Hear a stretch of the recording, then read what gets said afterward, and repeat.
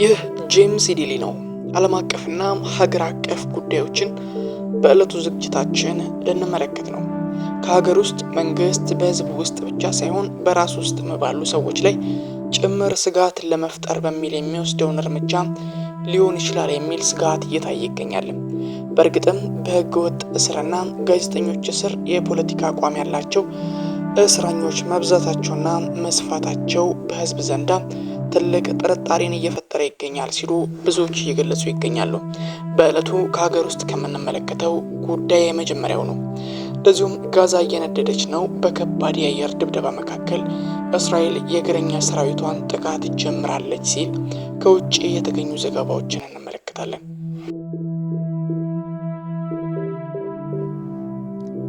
በአሁኑ ወቅት ህዝብ ታጣቂዎችን ይፈራል። በተጨማሪም ይጠብቀኛል የሚለውን መንግስትም ጨምሮ ይፈራል።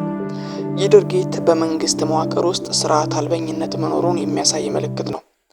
እነዚህ አስተያየቶች እየተደጋገሙ የመጡት ዜጎች ከህግ ውጭ አፍኖ በኃይል የመዘወር ድርጊት በተመለከተ የተሰነዘሩ ሀሳቦች ናቸው። ትኩረታቸው ክስተቱ በህዝብ ውስጥ ስጋት የሚፈጠር እየሆነ ታይቷል። በኢትዮጵያ የተለያዩ ክፍሎች ውስጥ በታጣቂዎች የሚፈጸሙ እገታዎች የዕለት ከዕለት ክስተት ወደ መሆን እየደረሱ ይገኛሉ። ዋና ከተማ አዲስ አበባ አንጻራዊ ደህንነት ያለባት ብትሆንም ከስጋት ግን ነፃ አይደለችም።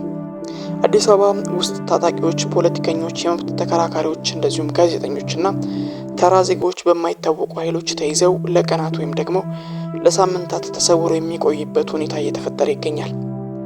ሰዎች የጸጥታ ኃይሎች ነን በሚሉ ታጣቂዎች ነገር ግን የህግ ስርዓትን ባልተከተለ ሁኔታ ከቤታቸው ከስራ ቦታቸውና ከመንገድ ላይ ታፍነው መወሰዳቸውን ፍርሃትና ግራ መጋባት ፈጥሮብናል ይላሉ።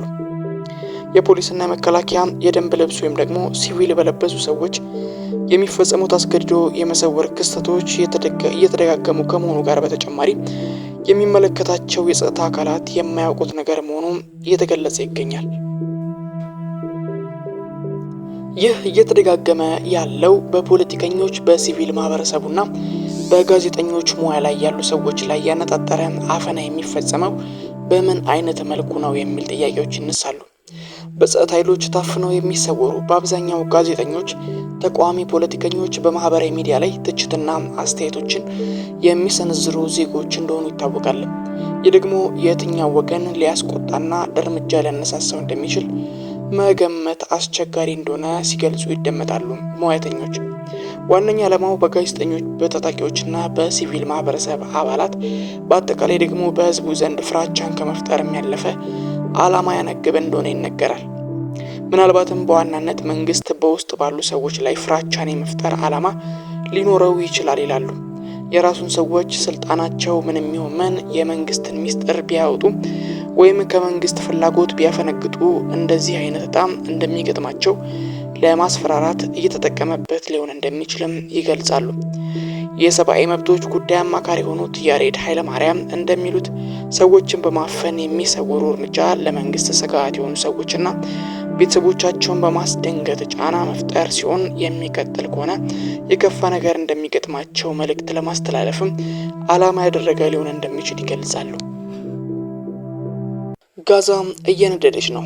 በከባድ የአየር ድብደባ መካከል የእስራኤል ጦር በእግሩ መገስገስ ጀምሯል።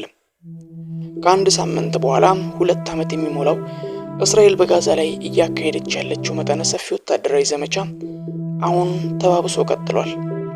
እስራኤል ጋዛን ለመቆጣጠር ባወጣቸው እቅድ መሰረት ከባድ የአየርና የምድር የእግረኛ ጦር እንቅስቃሴ ጀምራለች። በዚህ ጋዛ ውስጥ ያሉት ህንፃዎች በእስራኤል የጦር አውሮፕላኖችና በከፍተኛ ሮኬቶች እየወደሙ ይገኛሉ።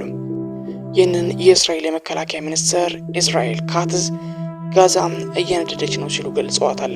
መስከረም 26 2016 ዓ.ም ሐማስ ባልተጠበቀ ሁኔታ በእስራኤል ላይ የፈጸመው ጥቃትን ተከትሎ 1200 እስራኤላውያን ህይወታቸው አልፏል።